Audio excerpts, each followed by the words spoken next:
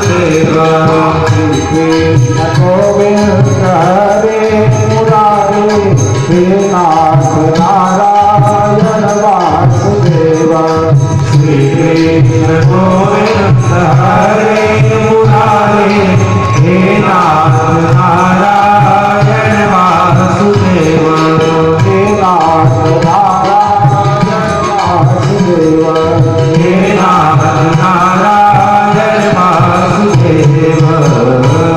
बोलिए श्री कृष्णचंद्र भगवान की जय।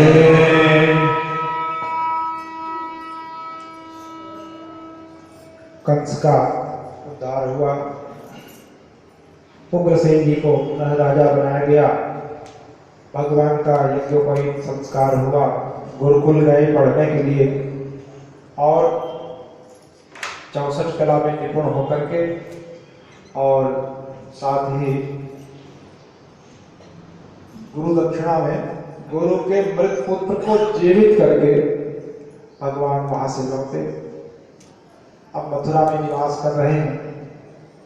मथुरा में कुछ समय बीता, भगवान को स्मरण है कि गोपियां और नंद बाबा यशोदा जी उनके वियोग में बड़े दुखी हैं।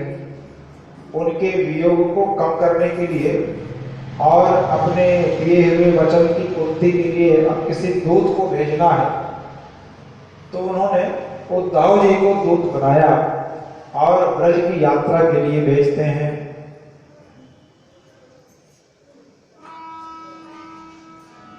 वृष्णिना प्रवरो मंत्री कृष्णस्य दैवसखा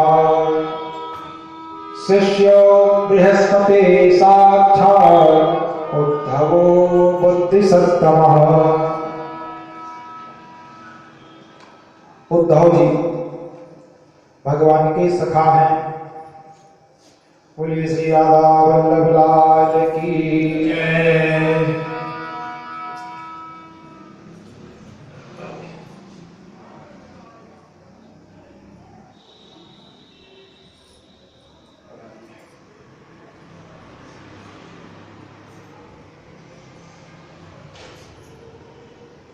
उद्धव जी को दूत बना करके भगवान अब ब्रज भेजेंगे।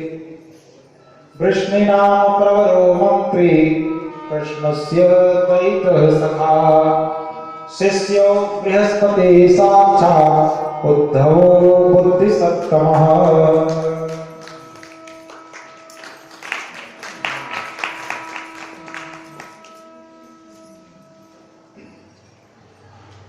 उद्धव जी को कृष्णस्य दैतः सखा, कृष्ण जी की कृपा पात्र मित्र हैं और कृपा का प्रमाण ही है कि भगवान ने उद्धव जी को ब्रज भेजा। नहीं तो अक्रूर जी तो एक बार हो आए हैं, थोड़ा बहुत उनको अनुभव है, उन्हीं को भेज देते। लेकिन उद्धव जी को ही क्यों भेजा? बोले उद्धव उत्कृष्टा नाम धवा, बड़े बड़े ज्ञानियों में भी जो श्रेष्ठ हैं वो तो उद्धव जी। तो ज्ञानी तो हैं, योग के तो आचार्य हैं, बृहस्पति जी के शिष्य हैं। शिष्यो बृहस्पति साक्षात बृहस्पति जी के शिष्य, लेकिन संभवतः प्रेमी नहीं थे। तो भगवान ने कहा प्रेम की शिक्षा इसको तो गोपियों से ही प्राप्त हो। अब गोपियां तो प्रेम की आचार्या हैं। प्रेम की शिक्षा लेनी हो, भक्ति की शिक्षा लेनी हो तो नारद जी ने ही प्रमाणित कर दिया, यथावत गोपिका नाम कह के भक्ति करें। कैसे करें? तो कहा जैसे गोपियों ने किया, यथावत गोपिका नाम। तो भक्ति की शिक्षा प्राप्त करने के लिए तो गोपियों से बढ़ के आचार्य कोई संसार में हो ही नहीं सकते। इसीलिए भगवान ने कृपा की, जो उद्धव जी को भेजा ब्रज में, कहा आप जाइए, तुम जाओ और मेरा संदेश गोपी नाम मत वियोगाधि मत संदेश ही विमोचय। ऊपर से तो ये कहा कि गोपियां मेरे वियोग के समुद्र में डूब रही हैं, मेरा संदेशा सुना के जाओ, उनको उबार आओ, तार आओ। लेकिन वास्तव में डूब तो उद्धव जी रहे हैं, इनको तरने के लिए भेज दिया भगवान ने। अच्छा, किसी ज्ञानी को ये कहा जाए जाओ फलाने से आओ, पढ़ के आ जाओ, तो बहुत बुरा लगेगा उसको। मैं इतना पढ़ा लिखा हूँ, डिग्रीधारी हूँ, हम मुझको किसी अबो भी अच्छा चलो कोई एमए किया हुआ हो आचार्य हो, उसको किसी पीएचडी वाले के पास भेजो तो एक बार वो चला जाए। अब पीएचडी किए हुए किसी व्यक्ति को उठा छाप किसी के पास भेजो, जाओ उससे और पढ़ के आओ, तो बुरा लगेगा उसको। तो उद्धव जी को ये तो नहीं कहा कि जाओ गोपियों से प्रेम की शिक्षा पाओ, कहा जाओ गोपियों को कुछ बता देना। अब उनका तो विषय था ही, उद्धव जी ने सहर्ष तैयार हो गए, कहा हाँ मैं जाता हूँ बिल्कुल। तो गोपियों को पहचानूंगा कैसे, तो भगवान ने पहचान के लिए अपना पीताम्बर और वो माला दे दी और संदेश अपना दे दिया और कहा उसी रथ में जाओ जिस रथ में अक्रूर जी आए थे, तो गोपियां जल्दी पहचान लेंगी कि हाँ ये हमारे श्याम सुंदर जी ने भेजा है। तो कुछ तैयारी करके अब उद्धव जी को भेज दिया गया। ये पहुंचे हैं, नंद बाबा ने बहुत स्वागत किया। अब बैठे, बैठक में प्रायः जो मेहमानों का जो रहने बैठने का जो कमरा होता है, बैठक जो कहे, तो कई बार माताएं सीधे सीधे बैठक में नहीं आती। कोई अपरिचित पुरुष आए तो घर का जो पुरुष मुखिया हो और अतिथि वो दोनों बैठ के चर्चा करते रहते हैं। तो माताओं की एक आदत होती है, पर्दे के पीछे से कान लगा के सुनते रहते हैं कि क्या क्या बातचीत हो रही है, ये क्यों आया है। एक अक्रूर आया था ऐसे ही और मेरे लाल को ले गया, अब ये क्यों आया है भला। लेकिन नंद बाबा जी और उद्धव जी जो बातचीत करते हैं, नंद बाबा तो चाहते हैं कि सीधे कृष्ण की ही चर्चा हो।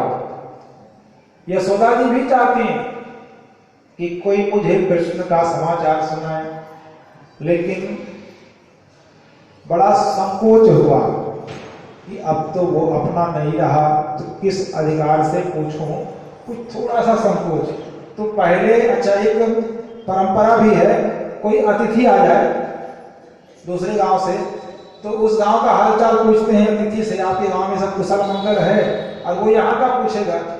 तो किसी वृद्ध व्यक्ति के पास हम उनके गांव में आए, जाके बैठे, तो वो उस गांव के अतिथि के गांव के वृद्ध व्यक्ति का हालचाल पहले पूछेगा। अपने जो योग्य है बराबर है, आपके दादाजी स्वस्थ तो हैं, फिर पिताजी का हालचाल, फिर बच्चों का हालचाल।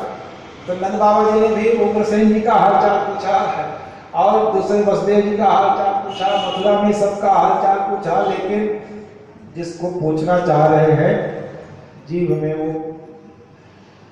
बोल भी नहीं पाए।